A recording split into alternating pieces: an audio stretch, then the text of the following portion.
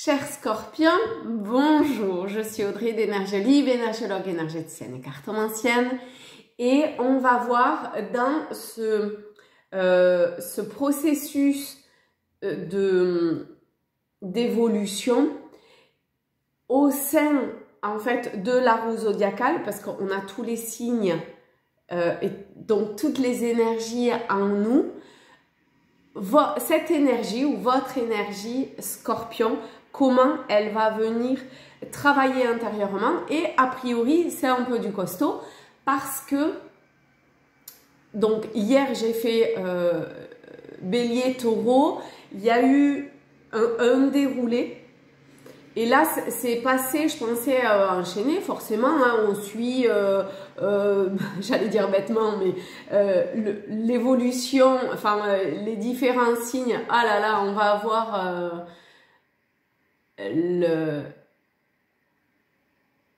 c'est rigolo ça quand même. Pardon, il y a la faucheuse. Et ce qui est venu, c'était la mise à mort, à associer. Je vous donne le déroulé parce que moi je l'ai dans la tête, mais donc hier, après les taureaux, il restait quelque chose en suspens. Ça m'a dit de patienter. Donc j'ai arrêté les enregistrements des horoscopes, donc des 12 signes, et quand j'ai arrêté, ça m'a dit de faire donc les scorpions, pas les gémeaux, et ça m'a dit 3 mots, mise à mort. Et là, je parle, enfin c'est une faucheuse, ça fauche, je suis à la campagne, donc il y a la faucheuse qui passe, et quand même la faucheuse pour le scorpion et la mise à mort, on est pas mal. Mais on est dans la symbolique, d'accord? Dans la symbolique et dans cette recherche quelque part, pas recherche, mais dans cette évolution, chemin spirituel. Et oui, voilà, c'est ça. Et ce qui est venu tout à l'heure à ma douche, vous allez tout savoir de ma vie en fait, c'est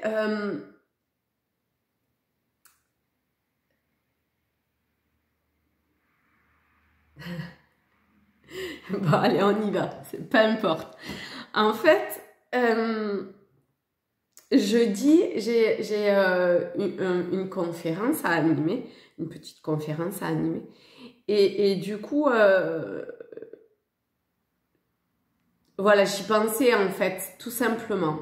Et il y a plusieurs choses qui sont venues et je l'ai déjà exprimé sur ma chaîne, ce conte à ce roi qui demande en fait à des aveugles de naissance de décrire un éléphant.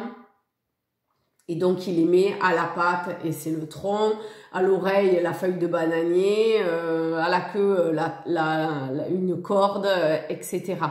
Et en fait, moi, dans mes guidances, j'aime bien voir chaque être, chaque individu comme une facette d'un diamant et donc du tout.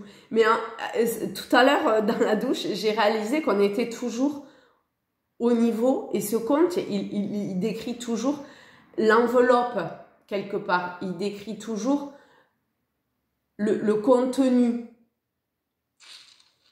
Merci. Et là, on revient sur ce que ça disait hier pour le bélier et le taureau de faire le vide. Et c'est de faire le vide aussi de son corps, de s'effacer pour être. Et quand on me montrait ce diamant avec toutes ses facettes, finalement, il y a autant de facettes qu'il y a d'êtres humains et de vision du monde et tout ça. Donc on est toujours dans le monde, on est toujours à l'extérieur, on n'est jamais au centre, en son centre, au centre. Et hier, il y avait cheminement par rapport à la Trinité et du coup à comment j'incarne le 1. C'est pas vraiment comment j'incarne le 1, mais bon, on y arrivera petit à petit. Et pour ça, il y a eu besoin d'une mise à mort de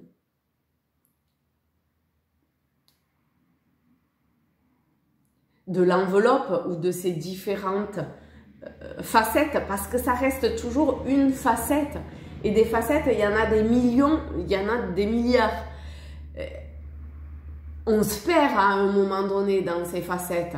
Donc il faut bien arriver à aller dans son centre. Sinon, on est toujours... on détient quelque part une partie de la vérité. Et ok, on peut accumuler ces différentes parties de ce qui est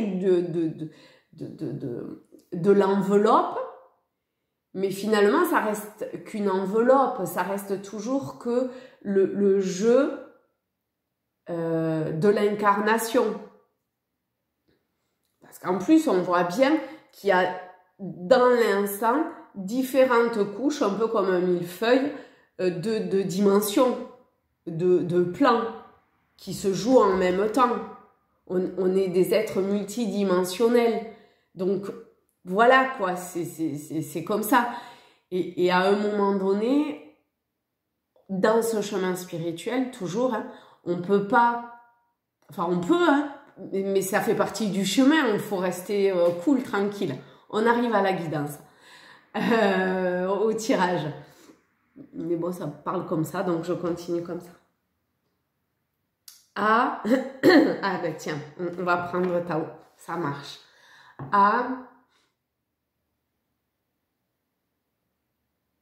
Pas considérer une facette, mais le tout. Et le tout, il est dans le centre, il n'est pas à l'extérieur. Sinon, ça reste une partie d'une forme de réalité qui est la mienne quand je vois ces différentes facettes. Vous voyez? Donc, on est toujours dans le film.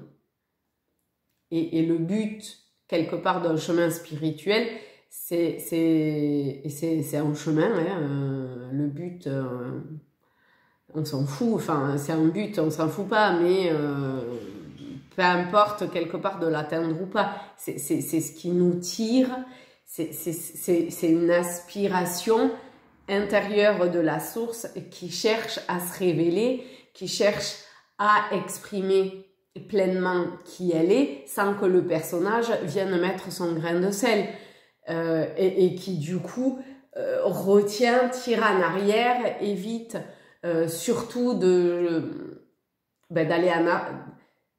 vers ce que l'on ne connaît pas avec cette énergie scorpion. On est censé dépasser, on est censé mourir à soi-même, on est censé mettre un coup de canif dans la plaie. Et le scorpion, il a une facilité à le faire pour les autres, mais à un moment donné, il faut bien le faire pour soi, parce que sinon, on n'avance pas. Donc, mais il y a besoin d'abord de le faire chez les autres pour pouvoir potentiellement, un jour, le faire pour soi. Voilà, tout est vrai. Donc, ici, on va voir pour... Oula, wouh dans mon intention, c'était pour atteindre ce centre. Par quoi, oui, maintenant vous allez voir.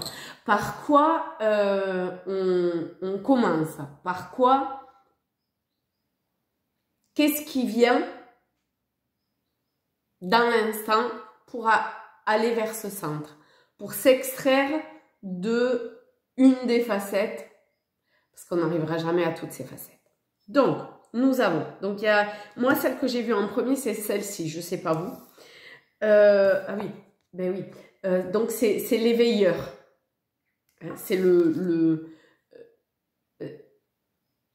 ça peut être un peu. Ça peut être la maison Dieu, vous savez, la foudre,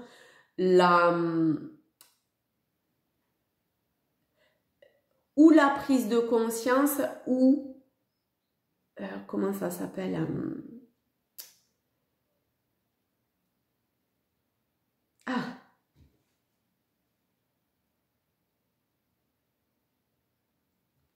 J'ai perdu le mot.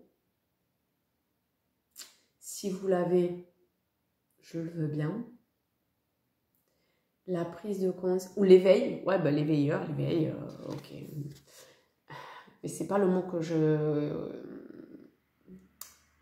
en tête. Après, il faut bien se dire que c'est un choix. C'est qu'est-ce que je choisis.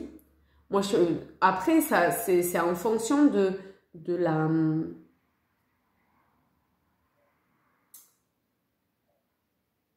ce que la source a décidé pour elle-même de vivre dans cette incarnation.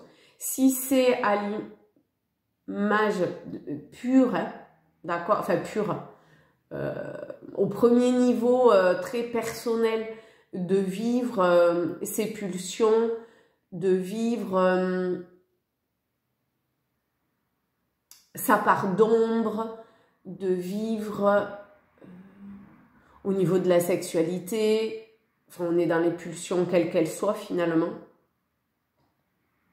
les parts d'ombre, la mort, ben c'est ok. Ok, enfin voilà, c'est comme ça, c'est ce qu'elle a décidé, il n'y a rien à remettre en question en fait. Mais, bon, ici sur ce chemin d'évolution spirituelle, c'est un choix intérieur.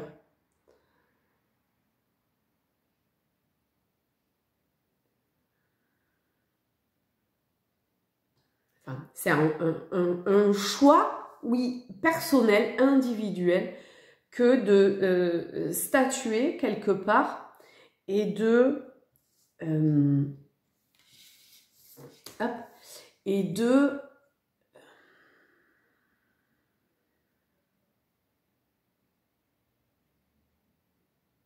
là j'en sens un petit flottement, c'est-à-dire que lorsqu'on statue, on passe.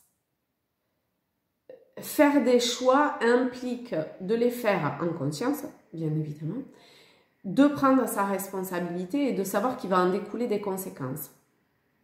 Voilà. Donc, cette lame de l'éveilleur, de la prise de conscience, du choc, de ce qui, à un moment donné, vient impacter, et c'est la foudre qui tombe quand même, vient modifier un pouvoir intérieur, mais c'est pas un pouvoir de la prise par la force, ou un pouvoir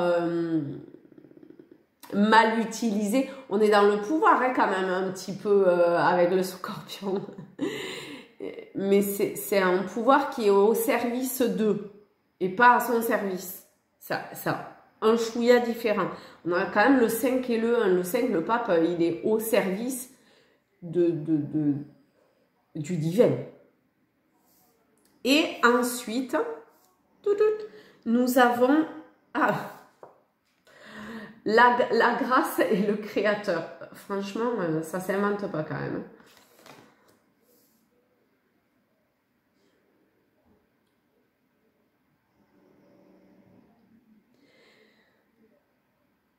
Ici, on a simplement à exprimer son pouvoir créateur, à exprimer, à se mettre au service avec grâce.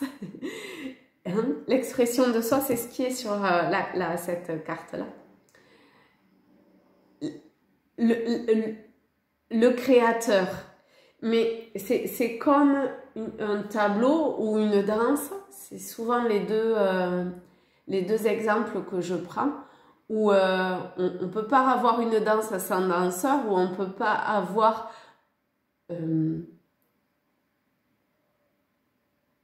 non, une musique sans musicien. Les deux sont indissociables. La création et le créateur et la création. C'est un. Dans l'art, c'est très fort ça. On ne peut pas regarder une danse s'il n'y a pas le danseur qui danse. C'est pas possible. Donc, garder ténacité, cette inspiration, ce dynamisme, ce courage aussi, ça c'est pas écrit, mais c'est ce qui vient, de suivre ce qui vous est insufflé, inspiré. Et du coup, il y a cette mise à mort qui revient, c'est-à-dire cette distance qui se prend de ce qui est aujourd'hui obsolète. Donc ça, soit ça se fait par le créateur, c'est le principe yang, actif, père, masculin.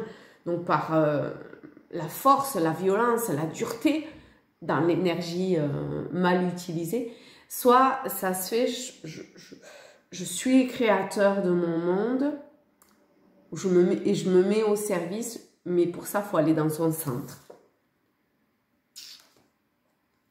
Alors, il y a un jeu que j'utilise vraiment pas souvent, qui est l'oracle de la lumière blanche. Et quand je me suis préparée, c'était ce jeu-là qui venait. Donc, je le trouve très beau. Il est assez puissant, je trouve. Bon, on va voir ce qui en ressort pour vous. J'aime bien l'idée de la mise à mort et du blanc, de cette pureté qui naît, de cette forme d'innocence, qui naît après une fin. Alors, pour ce mois d'octobre, pour les scorpions, pour cette énergie scorpion, allez, on en a deux. Vous pouvez vous centrer et voir. Regardez, on est vraiment dans son centre. Et voir, je ferme les yeux pour pas être influencée, parce que moi aussi, je vais choisir. Donc, vous pouvez faire ce petit jeu de vous placer au niveau du mental et vous voyez quelle carte vous choisissez. Vous vous placez intérieurement. Donc là, il faut un petit peu plus de temps. Vous pouvez faire pause pour laisser parler votre inspiration. Au niveau de l'inspiration, quelle lame m'inspire, par laquelle je souhaite aller. Et ensuite, aller dans un espace où vous vous effacez, où le corps n'existe plus et où il y a simplement ce principe créateur qui est là. Et quelle carte est pour moi dans ce principe, dans ce positionnement-là? Voilà.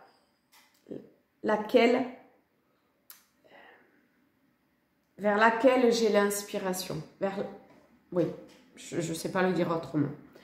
Ok, donc faites pause si jamais vous avez besoin de plus de temps. On est parti. Avec la première qui est le karma de Kutuala. Alors voilà, la mise à mort, on a un phénix. On peut difficilement être plus... Alors, je vais vous la montrer et je vais lire ce qui est dit. La passion sacrée de votre âme est assez puissante pour changer l'état de votre réalité intérieure et de votre expérience extérieure. Impliquez-vous dans ce qui embrase vraiment votre cœur et ne laissez rien ni personne vous dissuader d'agir. Si vous cherchez à prendre un engagement, faites-le, s'il est réellement connecté à votre cœur. Suivez votre bonheur réel et sincère. Sachez que, quelles que soient les apparences, vous vaincrez, vous vous élèverez. Donc c'est un mot sanskrit qui signifie ou qui est traduit par ce qui suscite l'émerveillement. Le Kutuala possède aussi une face sombre, une sorte de recherche inconsciente qui nous pousse à pourchasser notre bonheur sans jamais permettre à quoi que ce soit d'authentique de mûrir. Ça, je l'ai vu dans cette énergie scorpion. non, grâce à quelqu'un qui était Scorpion, j'ai pu voir combien nous étions tous dans une recherche d'absolu, mais qu'en même temps, cette blessure d'un karma d'une vie passée fait qu'à un moment donné, pam, on stoppe le truc et on ne dépasse pas une peur, un schéma, un conditionnement, ça va un peu avec. On ne va pas chercher cette licorne ou cette inaccessible étoile, on s'arrête avant. Parce que le personnage, le mental fait que il trouve toutes les raisons et forcément, il sera plus fort que tout. Hein. Que la source, que forcément. Même si j'ai la sensation quand même qu'à chaque fois, ça cherche. Il y a peut-être eu plein de vies comme ça. Il y a forcément eu plein de vies comme ça. Mais il y a cette aspiration, et si vous êtes toujours là à écouter cette vidéo, forcément vous êtes là-dedans. Il y a toujours cette inspiration intérieure, cette recherche consciente ou inconsciente de réaliser ou de dépasser ce que nous avons à dépasser dans cette vie-là pour atteindre cette inaccessible étoile. Oui, voilà. Et là, je trouve assez intéressant de voir que ça amène à ça. Nous pouvons nous laisser tromper par des pâturages à l'apparence plus verte et courir après chaque nouvelle possibilité comme un papillon qui butinerait d'une fleur à l'autre. De cette façon, nous n'agissons pas avec le cœur, mais avec un esprit agité, motivé par la peur et l'évitement, et qui nous empêche de bâtir des fondations reposant sur une dévotion passionnée. On est avec la passion aussi, avec cette énergie Scorpion. Et finalement, quoi de mieux qu'une passion qui n'est pas animale, mais qui est au-delà de ça. Là est la passion. Alors moi, j'y connais pas grand-chose à la passion du Christ, mais il y a quelque chose, enfin j'y connais rien du tout d'ailleurs, mais je sais pas pourquoi j'y pense, il faudra que j'aille voir peut-être avant de faire l'autre signe. Je sais pas. Je sais pas. Une forme de dévotion, mais on n'est pas sur l'aspect religieux ici ou dogmatique, d'accord? On est vraiment dans l'idée d'aller vers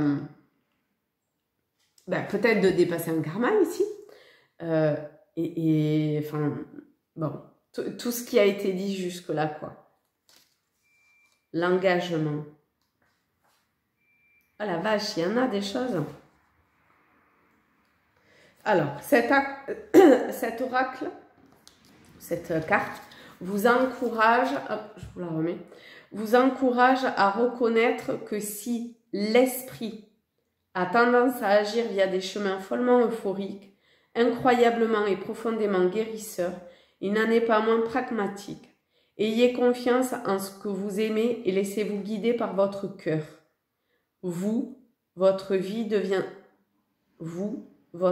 deviendrez lumineux, sanctifié par la grâce de la transformation alchimique. Un événement miraculeux et inattendu est à portée de main.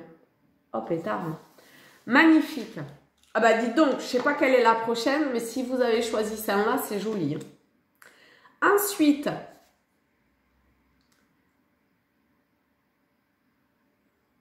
pardon, j'ai fait un bug. On a Volva de cèdre, je sais pas.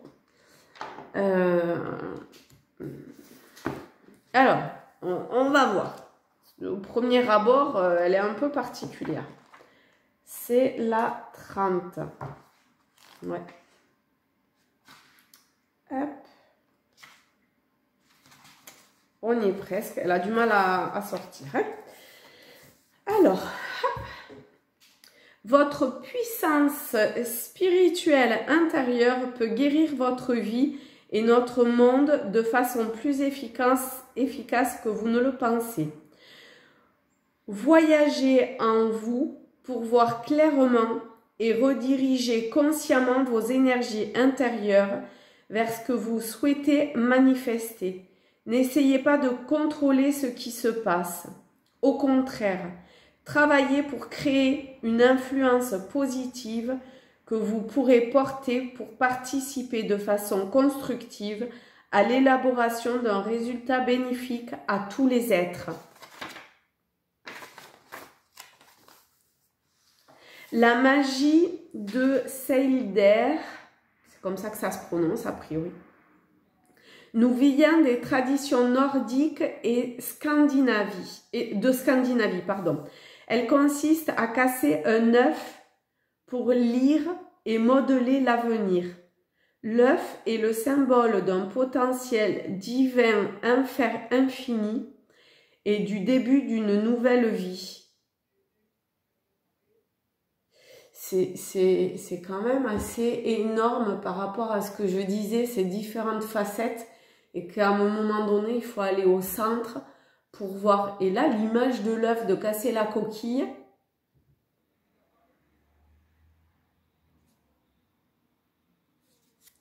ok. Le Seilder, donc cette carte, est une prédiction mystérieuse. Bon, alors avec le scorpion, on est bien dans le mystère. Hein. La recherche d'une vision qui implique aussi une guérison chamanique permettant de distinguer le chemin à suivre en période de troubles et de conflits entre communautés. La prière, le chant, la magie, ainsi que l'obtention de visions dans un état altéré, le tout soutenu par une concentration collective sur une intention, permettent à une puissante guérison de prendre place. Je suis désolée, je sens que je bug dans ma lecture. L'apparition de cet oracle indique que les talents de votre âme, quels qu'ils soient, peuvent influencer notre monde. Dédiez-vous au développement, j'aime pas ce terme, mais personnel pour le bien commun. Vous contribuerez ainsi à l'évolution spirituelle de l'humanité. Vous savez quoi? Je vous le mettrai, alors, il y en a beaucoup, hein, mais je l'écrirai. Je ne sais pas combien de mots j'ai droit parce que c'est limité, mais j'écrirai des phrases comme ça un petit peu clés concernant cette carte-là.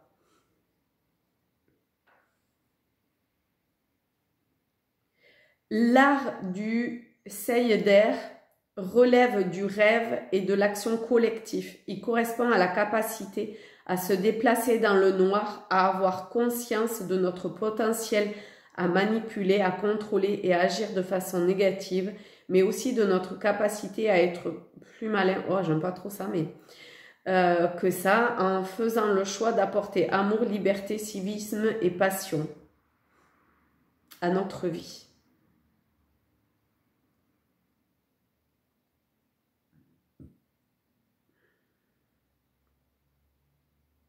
Déesse nordique, à l'insatiable appétit pour le plaisir, la vie, la sensualité, le raffinement et la liberté inconditionnelle d'être ce qu'elle choisit.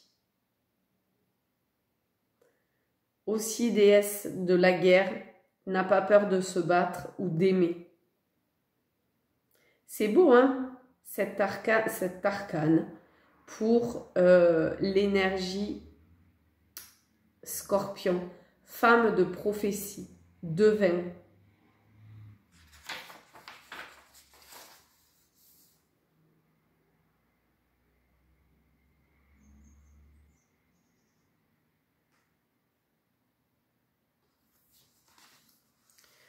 Ok, et ben écoutez,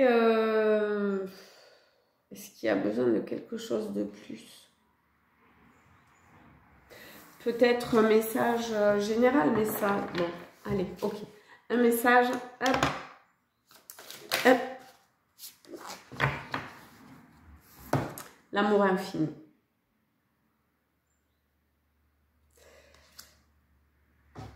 Je crois qu'il n'y a pas grand-chose à dire de plus, si ce n'est qu'on retrouve le chiffre 51 comme avec les veilleurs. Voilà, et bien, chers scorpions ou qui souhaitaient travailler avec cette énergie scorpion, je vous fais de très gros bisous à tous, à toutes. Je vous souhaite un très beau mois d'octobre, une belle transformation, un beau chemin. Et je vous dis à très vite. Bisous.